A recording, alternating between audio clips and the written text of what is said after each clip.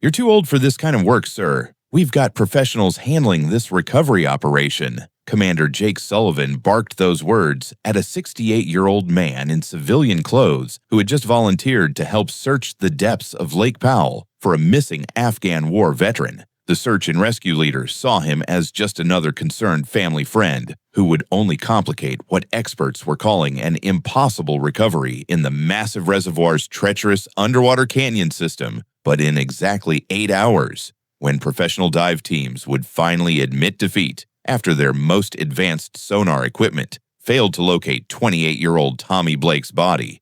That too-old civilian would be the only man with both the knowledge and the determination to read Lake Powell's hidden currents, navigate its underwater maze of submerged cliffs, and emerge from a 180-foot dive carrying a Gold Star family's son home, proving that sometimes the most impossible rescues require not just courage, but the wisdom that only comes from 30 years of Navy SEAL underwater operations. Before we dive into this incredible story from Lake Powell, where a retired Navy SEAL Master Chief faced the heartbreak of a Gold Star mother who just wanted to bury her son, tell us in the comments, have you ever been underestimated because of your age, only to prove everyone wrong? And if you believe that experience and determination can triumph over youth and technology when lives and family honor are on the line, hit that subscribe button, because this story will show you how one man's refusal to give up brought closure to a family that had already sacrificed everything for their country, and the moment when decades of training proved that heroes never truly retire.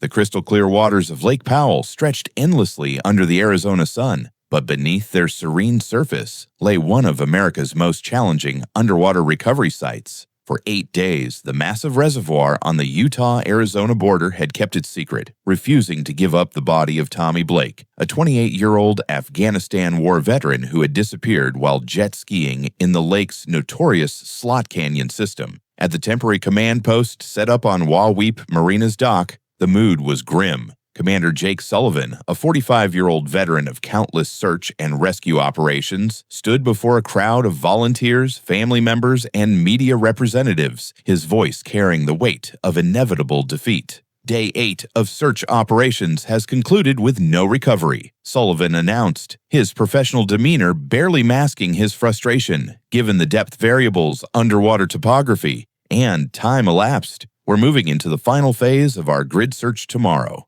After that, he paused, looking toward the family section where a woman sat alone, her hands clasped tightly in her lap. Angela Blake, 52, had been at this dock every day for over a week. Her graying hair was pulled back in a simple ponytail, and her clothes, the same University of Utah sweatshirt Tommy had given her last Christmas, showed the wear of someone who refused to leave until she had answers. As Commander Sullivan concluded his briefing and the crowd began to disperse, a weathered pickup truck pulled into the marina parking lot. Frank Morrison stepped out, his 68-year-old frame moving with the careful precision of someone accustomed to dangerous work. His gray hair caught the late afternoon sun as he walked toward the command post, civilian clothes marking him as different from the uniformed professionals surrounding the operation.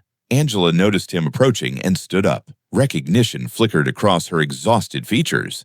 "Frank, is that really you?" Frank Morrison had driven 12 hours from Sacramento the moment he'd heard about Tommy's disappearance. Bill Blake had been his squad leader in Vietnam, a tough Irish kid from Salt Lake City who'd saved Frank's life twice during river operations in the Mekong Delta. Bill had died from cancer 5 years ago, but not before making Frank promise to look after his family if anything ever happened. "Hello, Angela," Frank said quietly, reaching out to take her hands. "I came as soon as I heard about Tommy."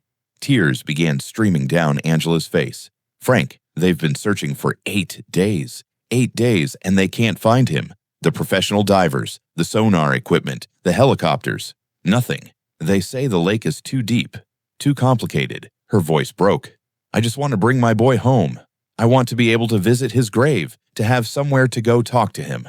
Is that too much to ask?" Frank squeezed her hand gently. "Bill would never forgive me if I didn't try. Tell me what happened."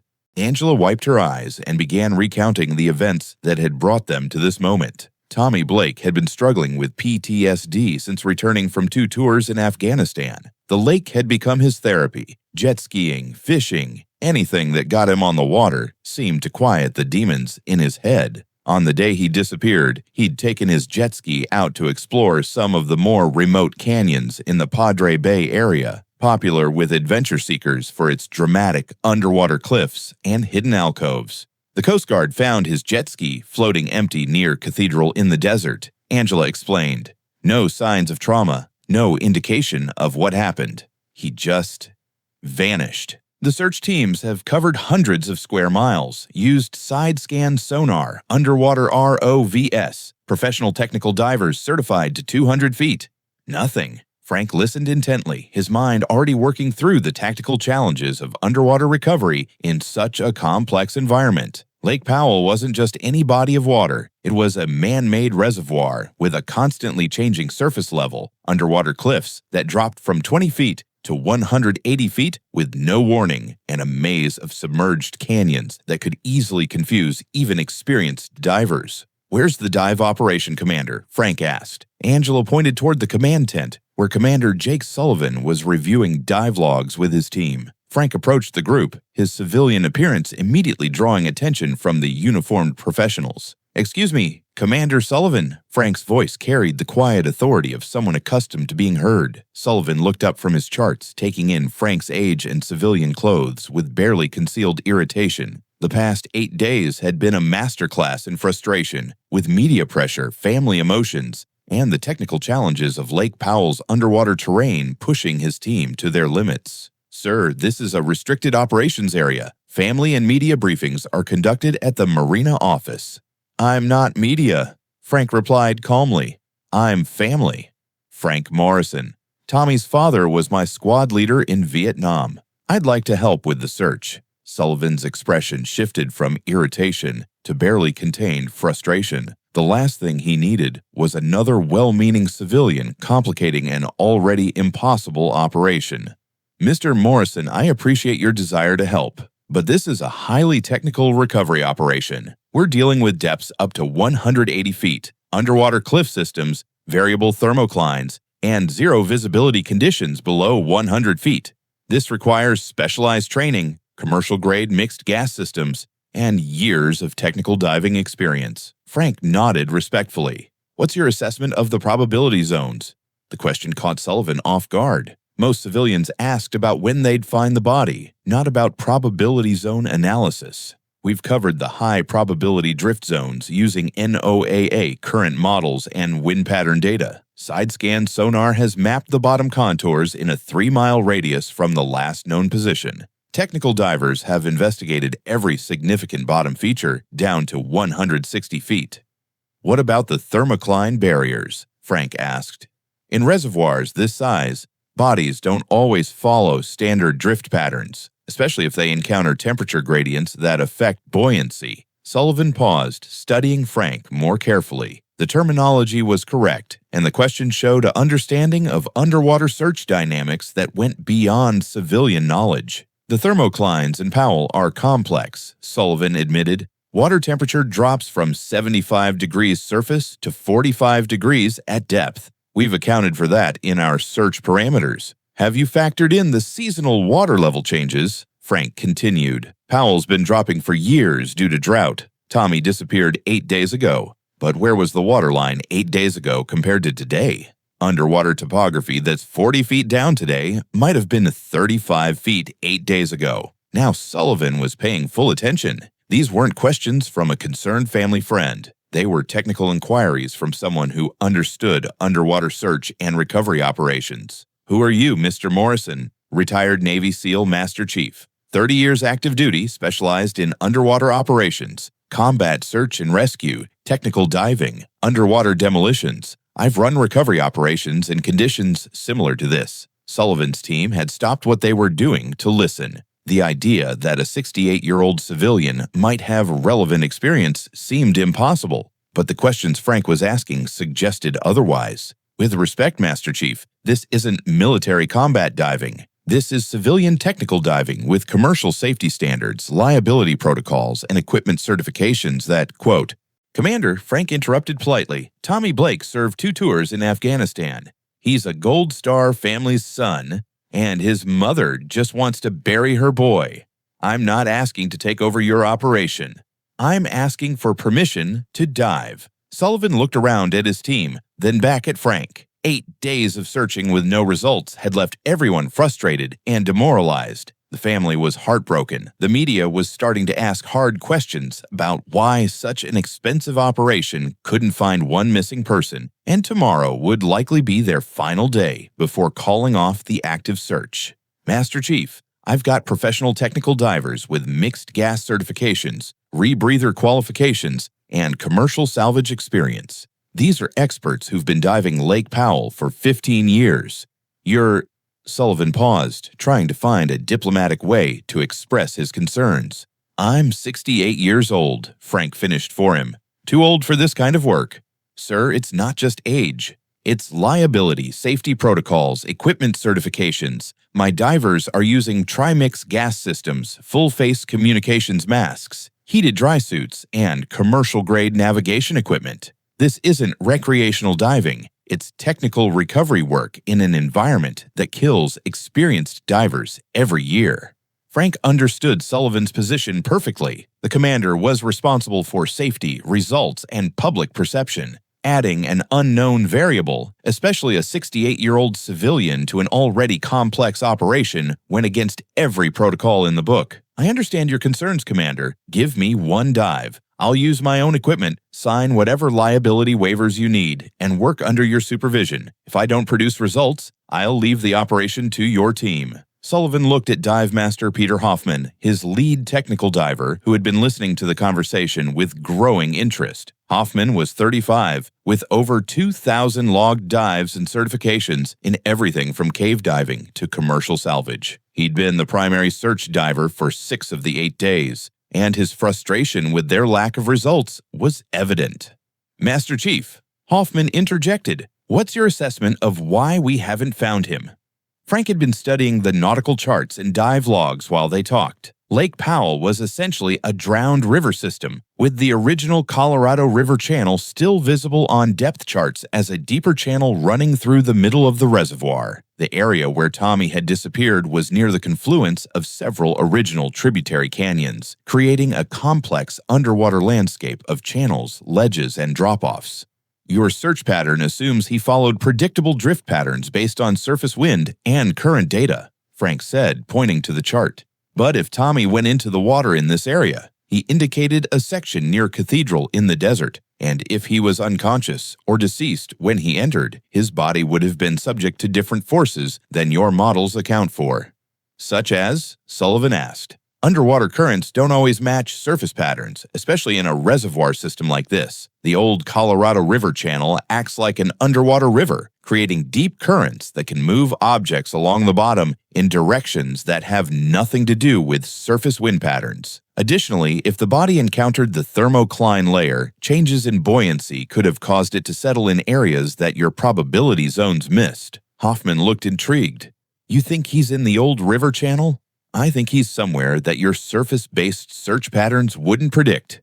8 days is a long time. In water this temperature, bacterial decomposition would have begun, creating gas expansion that could have caused the body to relocate multiple times as internal buoyancy changed." Sullivan realized he was listening to someone who understood underwater dynamics at a level that went beyond textbook knowledge. The terminology, the analytical approach, the systematic thinking, all of it suggested real experience in complex recovery operations. "Master Chief, even if your theory is correct, we're talking about searching areas that are 180 feet deep with limited visibility and complex underwater topography. That's beyond the safe limits for recreational diving, and it requires technical certification that..."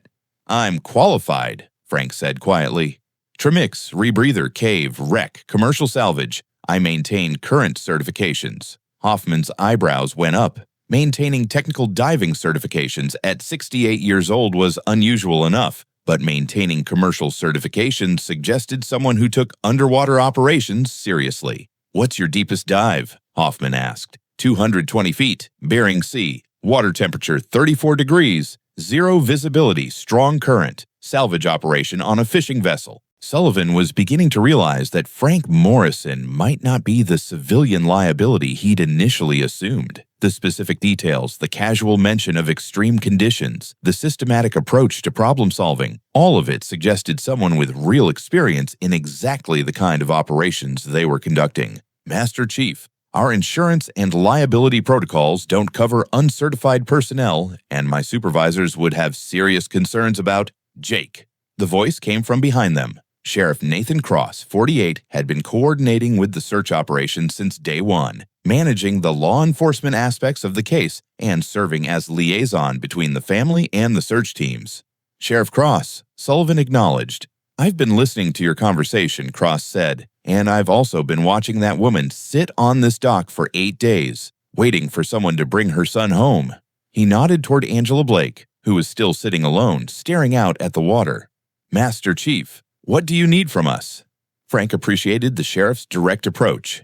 Permission to dive, access to your nautical charts and current data, and someone to serve as surface support while I'm down. Done, Cross said immediately. Sheriff, I have to protest, Sullivan interjected. This operation has safety protocols, liability requirements, and professional standards that… Commander Sullivan, your professional standards have produced 8 days of no results, Cross said firmly. This family has already sacrificed enough for their country. If Master Chief Morrison thinks he can help, I'm authorizing it as part of the law enforcement investigation. Sullivan realized that the political dynamics had just shifted. Sheriff Cross had local authority over the case, and if he was willing to take responsibility for Frank's involvement, there wasn't much Sullivan could do to stop it. Master Chief, if you're going to dive under our operation, you'll follow our safety protocols. Full communications gear, emergency ascent procedures, dive buddy system, and maximum depth limits. Agreed, Frank said. When can I go down? Sullivan looked at his watch. It was nearly 5 p.m., and the afternoon light was beginning to fade. We don't dive at night. Operations resume at 0700 tomorrow. If you're serious about this, be here at 0630 for equipment check and dive planning. Frank nodded. I'll be here. As the official search team began packing up their equipment for the day, Frank walked back to Angela Blake, who had been watching the conversation from a distance. What did they say? She asked. They're letting me dive tomorrow, Frank said. I'm going to find Tommy. Angela's eyes filled with tears again, but this time there was a spark of hope. Frank, what if? What if you can't? What if he's really gone? Frank sat down beside her on the dock, both of them looking out at the vast expanse of Lake Powell. The water was mirror smooth, reflecting the red cliffs of Glen Canyon like a perfect painting. Angela, your husband saved my life in Vietnam, twice. He was the kind of man who never left anyone behind, never gave up on his people. Tommy is Bill's son, which makes him my responsibility. I don't know if I can find him, but I promise you this, I won't stop looking until I do. That night, Frank checked into a motel in Page, Arizona, and spent hours studying the underwater topography charts Sheriff Cross had provided. Lake Powell was a maze of submerged canyons, and the area where Tommy had disappeared was particularly complex. The old Colorado River channel wound through the deepest part of the reservoir, flanked by underwater cliffs and side canyons that had been carved over millions of years before the dam was built. At 4 a.m., Frank began his pre-dive routine, the same systematic preparation he'd followed for 30 years of military diving operations. Equipment check, emergency procedures review, dive planning, physical conditioning, and mental preparation. At 68, he couldn't afford to make the kind of mistakes that younger divers might survive. Frank arrived at Wahweap Marina at 6:15 a.m. to find Commander Sullivan's team already setting up for the day. Several professional divers were checking their equipment while Sullivan reviewed the dive plan on a waterproof chart table. Master Chief Morrison, Sullivan called out as Frank approached. Ready for equipment inspection. Frank had brought his own gear, a mixed gas rebreather system, heated dry suit, full-face communications mask, and underwater navigation equipment that looked military-grade rather than recreational. Dive Master Hoffman examined each piece carefully, testing communications and checking certifications. This is serious equipment, Hoffman admitted. Commercial grade, not recreational.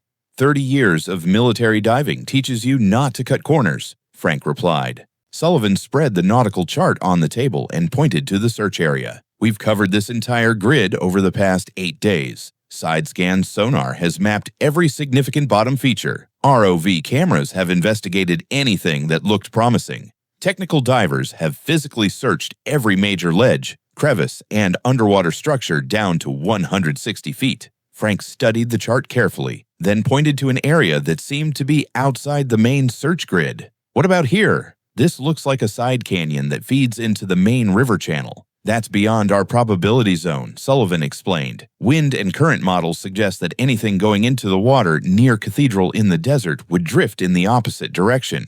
Unless it didn't drift, Frank said quietly. Unless it sank directly down and was then moved by underwater currents that don't match your surface models.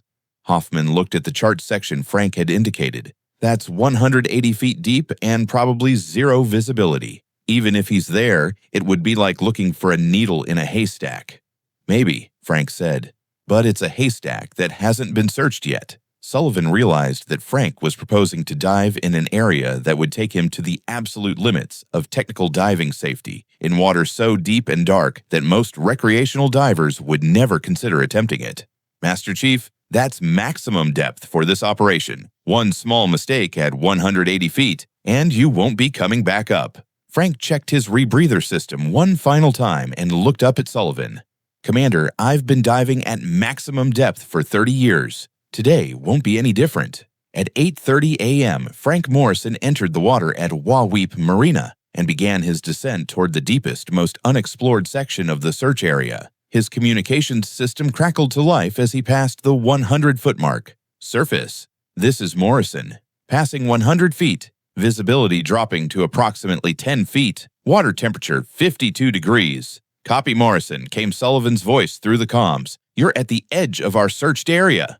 From this point forward, you're in uncharted territory. Frank continued his descent, following the underwater contours toward the old Colorado River channel. At 150 feet, visibility dropped to less than 5 feet, and his lights began to reveal the dramatic underwater landscape that few humans had ever seen. Surface, this is Morrison. I'm at 150 feet, following what appears to be a ledge system along the old river channel. Bottom composition is silt and rock debris. Visibility is minimal but adequate for close-range search. The underwater world at this depth was alien and silent. Frank's breathing was the only sound, a rhythmic rhythm that had become as natural as his heartbeat over 3 decades of diving. His light swept methodically back and forth as he followed the underwater cliff face, looking for anything that didn't belong to the natural landscape. At 170 feet, Frank's light caught something that made him pause. Partially hidden under a ledge overhang covered with 8 days of accumulated silt was what appeared to be a piece of clothing. Surface, this is Morrison. I've got a possible contact at 170 feet.